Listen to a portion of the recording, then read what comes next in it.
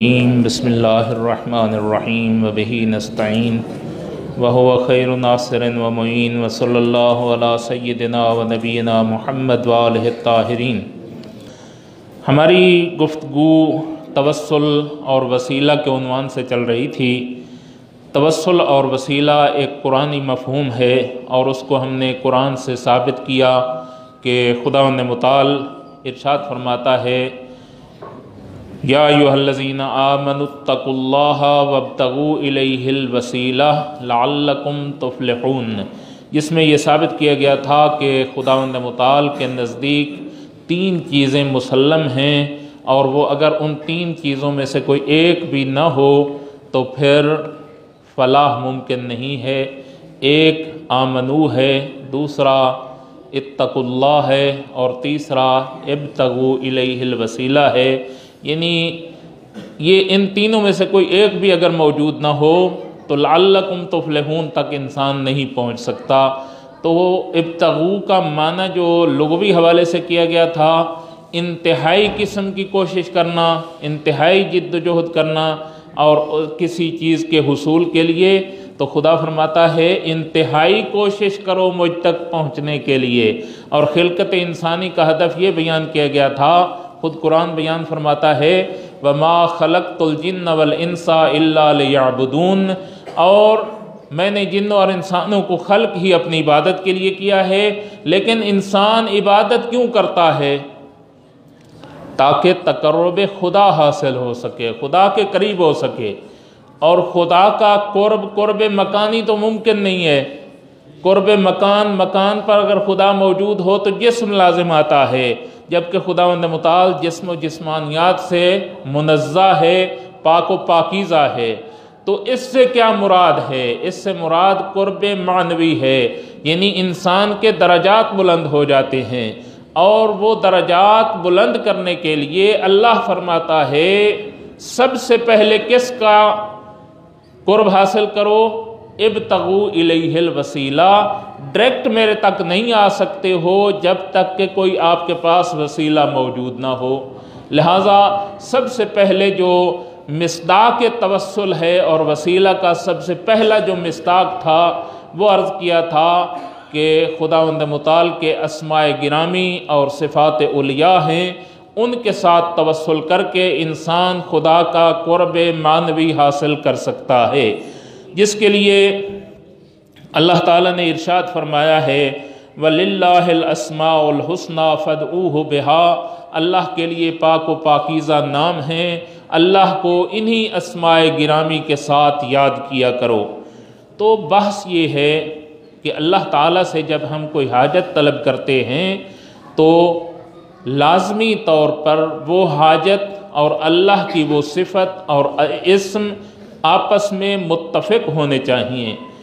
لہٰذا اگر کوئی خداوند متعال سے رزق طلب کرتا ہے تو کیا کہنا چاہیے؟ یا رزاق۔ اگر کوئی مغفرت طلب کرنا چاہتا ہے تو کہے یا غفور و یا رحیم، اس قسم کے الفاظ استعمال کرے۔ مثلاً رزق طلب کرنا چاہتا ہو اور اللہ تعالیٰ کو کہے یا قابض ہو، اے رزق روکنے والے، یہ بھی تو ایک صفت ہے خداوند متعال کی۔ لیکن جو آپ کی حاجت ہے اس کے لیے یا قابض نہیں کہنا، اس کے لیے آپ طلب رزق کر رہے ہیں، لہٰذا اس کے لیے کیا کہنا پڑے گا؟ یا رزاق ہو، یا واسع ہو۔ یہ ایسی صفات کے جس کے ذریعے سے خداوند متعال ہمارے اوپر اس صفت کے لحاظ سے رحمت نازل فرمائے اور خدا کا فیض اس صفت کی وجہ سے ہمارے اوپر جاری ہو۔ اس صفت کو یاد کرنا ضروری ہے۔ لہٰذا میں نے عرض کیا تھا گزشتہ جلسے میں، طلاب کرام خصوصی طور پر توجہ فرمائیں، یہ باتیں آپ کو علمی حوالے سے بہت آپ کے لیے مفید ہیں، اور اگر ممکن ہو تو اس کو لکھیں، ورنہ آپ کو مدرسے میں کورس کے نصاب میں آپ کو یہ چیزیں نہیں پڑھائی جاتی ہیں۔ آپ کی مصروفیت اتنی ہے دوسرے لحاظ سے کہ یہ چیزیں آپ کو اس درس تفسیر میں میسر ہیں، یا علماء دیگر جو یہاں پر خطابات فرماتے ہیں ان سے آپ استفادہ کیا کریں۔ تو جہاں پر ہمیں صرف و نحو کی ضرورت ہے، فلسفہ و کلام کی ضرورت ہے، منطق کی ضرورت ہے، وہاں پر تفسیر کی ضرورت ہے، عقائد کی ضرورت ہے، تب جا کر آپ عالم بنیں گے۔ وہاں پر ایک علم ہے جس کا نام ہے علم و اسماء اللہ، اللہ کے اسماء کا علم، جس کا نام دوسرے الفاظ میں علم عرفان ہے۔ اور مجھے تعجب ہے بعض ان بزرگان کے اوپر کہ جو عرفان و تصوف کو ایک زمرے میں لے کر آتے ہیں۔ صوفیت ایک منفور ترین فرقہ ہے مذہب تشیع کے نزدیک، اور شیعت نے کبھی اس کو قبول نہیں کیا، لیکن علم و اسماء اللہ اس کے اوپر باقاعدہ علماء کی کتابیں موجود ہیں، اور علماء اس کے اوپر باقاعدہ درس دیتے ہیں۔ لہٰذا ہمیں اس کی اپنی اصطلاحات سیکھنی چاہیے۔ مثلاً ہم یا اللہ کے اندر کون کون سی صفات ہیں، کون کون سی خصوصیات ہیں، یہ کون سا علم ہمیں بتائے گا؟ علم و اسماء اللہ ہمیں بتائے گا، علم عرفان بتائے گا۔ غفور الرحیم کے اندر کون سی صفات ہیں، کون سی خوبیاں ہیں، وہ کون بتائے گا ہمیں؟ علم اسماء اللہ ہمیں بتائے گا۔ یہ الگ سے علم ہے جس کو علم عرفان کہا جاتا ہے، اور ہمارے مذہب کے بہت بڑے بڑے علماء اس علم کے عالم گزرے ہیں، جن میں سے ایک بہترین شخصیت جو ہے حضرت سید عبدالعالی سبزواری ہیں، جن کی تفسیر کا ترجمہ قبلہ و کعبہ سید محمد تقی نقوی دامت ظلہ نے کیا ہے، اور تقریباً مکمل ہونے والی ہے۔ بہت عرفانی تفسیر ہے، اور آقا صاحب قبلہ فرماتے ہیں کہ میں نے علم عرفان کا اس تفسیر سے بہت زیادہ استفادہ کیا ہے۔ مل کر صلوات پڑھیں ان کی صحت سلامتی کے لیے۔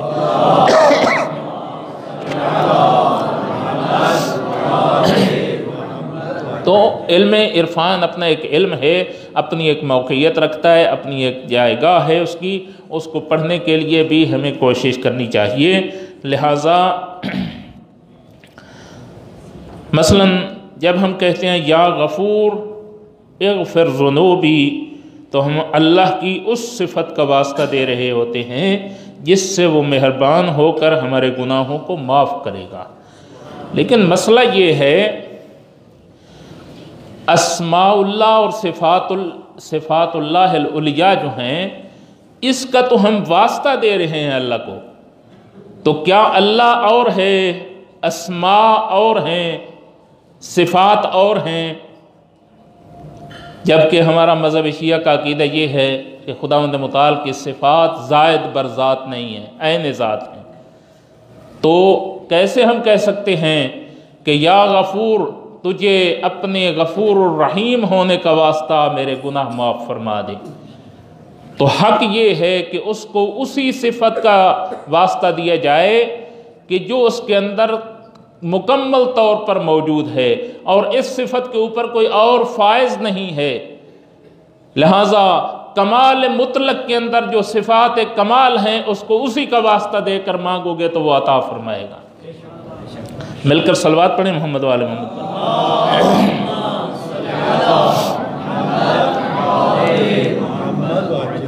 تو پہلی چیز جس کا ہمیں حکم دیا گیا کہ آپ واسطہ دیں وہ اسماء اللہ ہیں، اور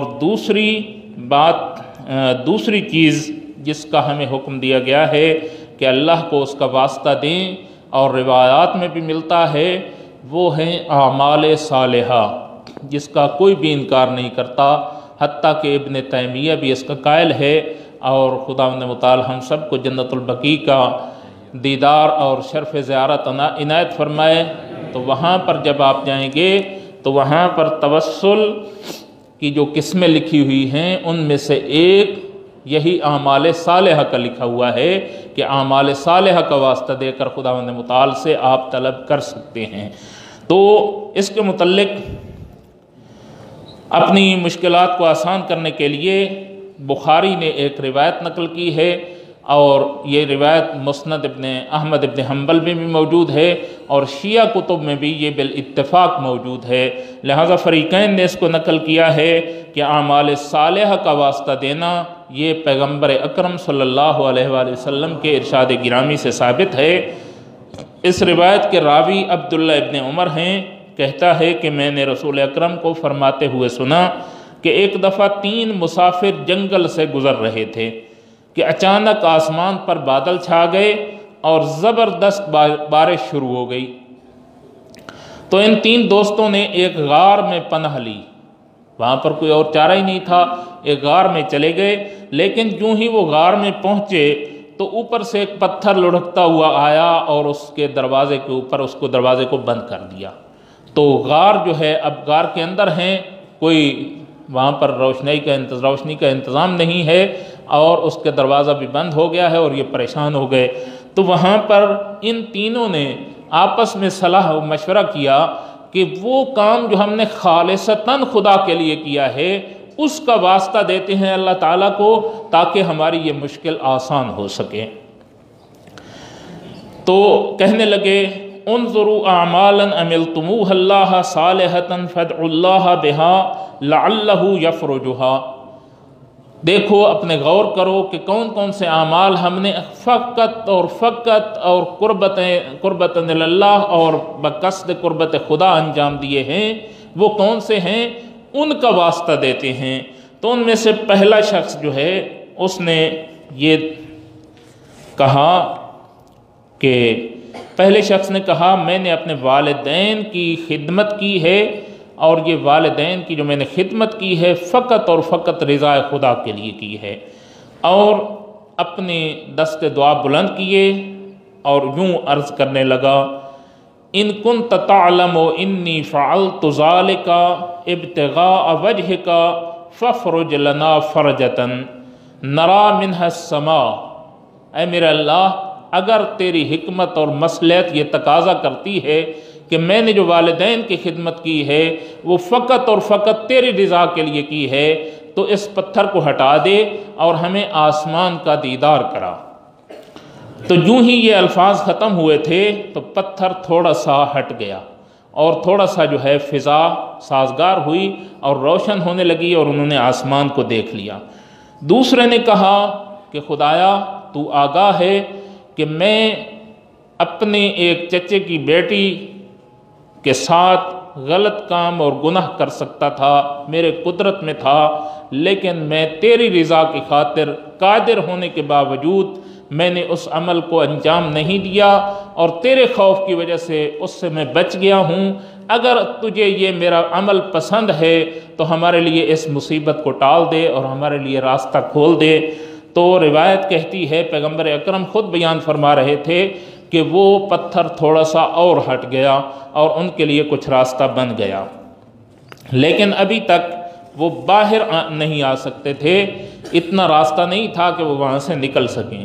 تو تیسرے شخص نے یہ کہا، تیسرے شخص نے دعا مانگی اور اس نے اپنی امانت و دیانت اور حق و صداقت کا واسطہ دیا کہ خداوندہ میں امین ہوں اور تیری ذات کے لیے امانت کو نگہداری کرتا ہوں، تو اگر تجھے میرا یہ عمل پسند ہے تو اس عمل کے واسطے سے، اس کے توسل سے خداوندہ اس پتھر کو ہمارے غار کے دروازے سے ہٹا دے اور ہمارے لیے مشکل آسان فرما۔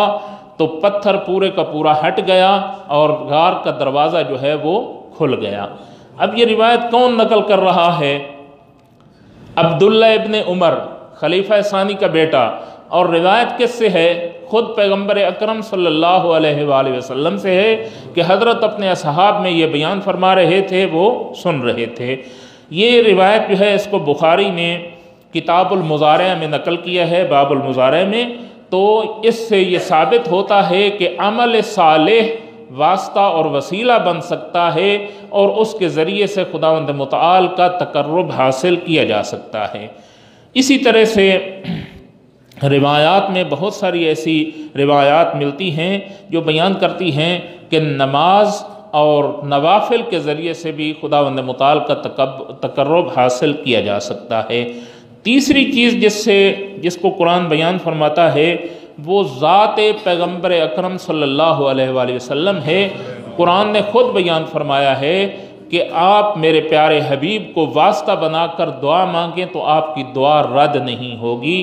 تو پیغمبر اکرم صلی اللہ علیہ وآلہ وسلم کے متعلق ارشاد ہے وَلَوْ أَنَّهُمْ إِذْ ظَلَمُوا أَنفُسَهُمْ جَاءُوكَ فَاسْتَغْفَرُوا اللَّهَ وَاسْتَغْفَرَ لَهُمُ الرَّسُولُ لَوَجَدُوا اللَّهَ تَوَّابًا رَحِيمًا۔ یہ گناہگار جو گناہ کر بیٹھتے ہیں اپنی جانوں کے اوپر اور ظلم کر بیٹھتے ہیں، اگر میرا پیارا حبیب یہ تیرے پاس آ جائیں اور فقط تیرے پاس نہ آئیں بلکہ آپ کی خدمت میں التجا کریں کہ اللہ سے ہمارے لیے طلب مغفرت کرو، اور پیغمبر اکرم آپ کے لیے ان لوگوں کے لیے طلب مغفرت کر لیں اور اللہ سے بھی طلب مغفرت کریں، تو آپ اللہ کو بہترین بخشنے والا قرار پائیں گے اور اللہ کو بہترین مہربان پائیں گے۔ تو یہاں پر واضح طور پر نص قرآنی موجود ہے کہ غیر اللہ کے پاس جا کر اللہ سے مدد طلب کرنے میں کوئی حرج نہیں ہے۔ اصل بحث ہماری توسل سے اس طرف کیوں آئی، تفسیر سے توسل کی طرف کیوں آئی تھی؟ اس لیے کہ ایاک نعبد و ایاک نستعین تک ہم پہنچے تھے۔ تو کیا نستعینوں کا مفہوم یہ ہمیں کہتا ہے کہ غیر اللہ سے مدد طلب نہ کی جائے؟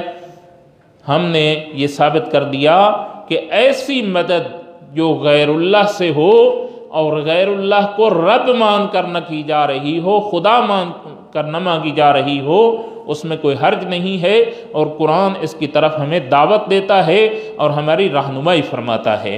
لہٰذا پیغمبر اکرم صلی اللہ علیہ وآلہ وسلم کی ذات مبارک سے توسل کرنے میں کوئی حرج نہیں۔ دوسری آیت مبارک جو توسل اور وسیلے کے اوپر دلالت کرتی ہے وہ آیت مبارکہ ہے کہ جب حضرت یعقوب علیہ السلام جو کہ اللہ کے مقرب ترین نبی تھے اور حضرت یوسف کے والد تھے، اور حضرت یوسف کے بھائیوں نے حضرت یوسف کے اوپر جو ظلم کیا، ایک طرف حضرت یوسف کے اوپر ظلم کیا، اللہ کے نبی کو اس طرح سے ان کو اپنے آپ سے دور کیا، اور دوسرا ایک نبی اللہ کی حق میں گستاخی کی اور اپنے والد کے سامنے بھی انہوں نے ایک جرم کیا تھا۔ تو وہ آتے ہیں اپنے والد کے پاس جو کہ اللہ کے نبی تھے اور مقرب ترین شخصیت تھے، آ کر کہتے ہیں قالوا یا ابا نستغفر لنا ذنوبنا انا کنا خاطئین، اے ہمارے بابا جان، ہمارے لیے اپنے رب سے ہمارے گناہوں کی معافی طلب کر کے دو۔ قالا تو حضرت یعقوب نے فرمایا سوف استغفر لکم ربی انہ هو الغفور الرحیم، میں ان قریب آپ کے لیے طلب مغفرت کروں گا۔ تو نبی کی اولاد نبی کے پاس نبی کا واسطہ لے کر خدا کی بارگاہ میں آ رہے ہیں اور نبی سے مدد طلب کر رہے ہیں خدا کی بارگاہ میں اپنے گناہوں کے معاف کرنے کے لیے۔ تو یہ ایاک نستعین کے مفہوم کے خلاف نہیں ہے۔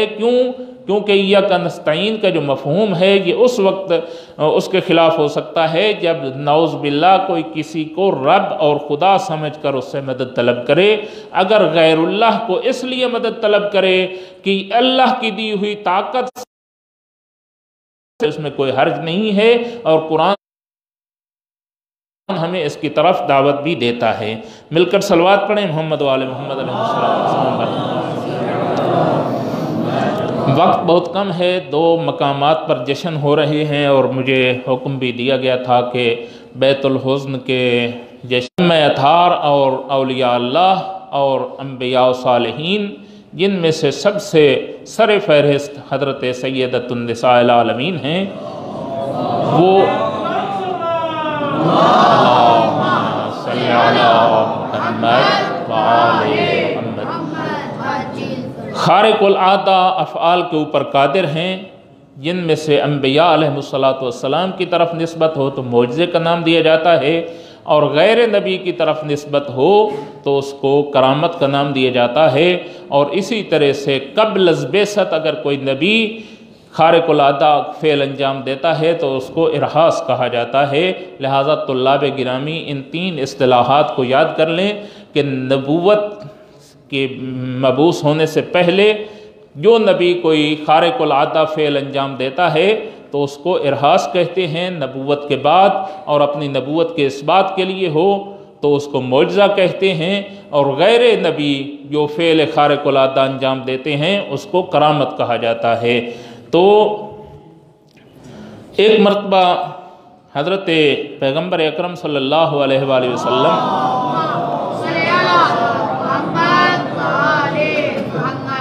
کئی دنوں سے گھر میں فاقے تھے اور جس بھی ام المومنین کے گھر میں تشریف لے جاتے تھے وہ گھر خالی نظر آتا تھا، وہاں پر کھانے پینے کی کچھ نہیں تھی، کوئی چیز میسر نہیں تھی، تو جہاں پر رحمت للعالمین آ کر پناہ لیں اس کو سیدۃ النساء العالمین کہا جاتا ہے۔ پیغمبر اکرم نے یہی سوچا کہ جاتا ہوں اپنی دختر نیک اختر کے دروازہ پر، شاید کہ وہاں سے مجھے کچھ مل جائے گا۔ جب آتے ہیں تو بی بی طاہرہ سے پوچھتے ہیں کہ کچھ کھانے کو ہے، تو بی بی نے عرض کیا کہ بابا جان کئی دنوں سے حسنین بھی بھوکے ہیں، میں بھی بھوکی ہوں، اور جو کچھ تھا وہ امیر المومنین کے لیے ہم نے کھانا رکھا تھا ان کو دے دیا ہے، اور ہم گھر والے سب بھوکے ہیں۔ تو پیغمبر اکرم مسجد نبوی کی طرف چلے گئے، اتنے میں ایک کسی ہمسائے نے 2 ٹکڑے روٹیوں کے اور تھوڑا سا سالن بی بی طاہرہ کے گھر میں بھجوایا۔ فوراً بی بی طاہرہ نے حضرت پیغمبر اکرم کے پیچھے حسنین شریفین کو بھیجا کہ جاؤ رسول اکرم کو بلا کر لاؤ اور ان کے لیے میں کھانے کا انتظام کروں۔ تو یوں ہی حضرت تشریف لائے، آ کر پوچھا تو دسترخوان لگایا گیا، دسترخوان کے اوپر وہ ڈھکن جو بند تھا، بی بی نے جب اس کو کھولا تو وہ اتنا زیادہ کھانا تھا کہ ام المومنین بھی وہاں پر کھا سکتی تھیں، اور حضرت ام المومنین بھی کھا سکتے تھے، حسنین شریفین بھی کھا سکتے تھے، پورا خانوادہ اکٹھے ہو کر وہ کھانا کھا سکتا تھا۔ تو حضرت پیغمبر اکرم پوچھتے ہیں کہ یا زہرا اے فاطمہ من اینا، کہاں سے یہ کھانا آیا ہے؟ تو کہا کہ یہ میرے اللہ کی طرف سے اللہ نے بھیجا ہے۔ تو وہاں پر پیغمبر اکرم خوش ہوئے اور فرمایا کہ اے سیدۃ النساء العالمین، تو بنی اسرائیل کی سیدۃ النساء العالمین سے بھی افضل ہے، کہ جب ان سے پوچھا جاتا تھا کہ یہ کہاں سے آیا ہے تو وہ کہتی تھیں ھذا من عند اللہ، یہ اللہ کی طرف سے آیا ہے، اور وہی الفاظ آپ بھی دہرا رہی ہیں۔ تو پورے خانوادے نے بیٹھ کر وہ کھانا کھایا، اور کھانا ابھی تک بچ بھی گیا تھا۔ تو یہ بی بی طاہرہ کا ایک معجزہ ہے کہ جس کو اسی طرح سے ایک دن حضرت ام المومنین گھر میں تشریف لاتے ہیں اور پوچھتے ہیں کہ گھر میں کچھ کھانے پینے کو ہے، تو بی بی طاہرہ عرض کرتی ہیں کہ نہیں ہمارے پاس تو کچھ نہیں ہے کھانے کا۔ حضرت کئی دنوں سے فاقہ میں گزار رہے تھے، تو چلے جاتے ہیں باہر اور جا کر قرض لیتے ہیں، 1 دینار قرض لے کر آ رہے ہوتے ہیں۔ سامنے دیکھیں اس زمانے کے جو مدینہ کے لوگ تھے ان کی حالت، پورے سب لوگوں کی یہی حالت تھی، بھوک و افلاس تھا، قحط تھا، بہت ہی فاقے ہوتے تھے۔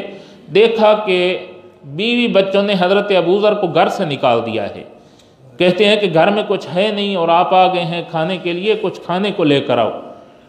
تو حضرت امیر المومنین علیہ السلام نے حضرت ابوذر سے پوچھا کیا وجہ ہے کہ آپ کو بچوں نے گھر سے نکال دیا ہے؟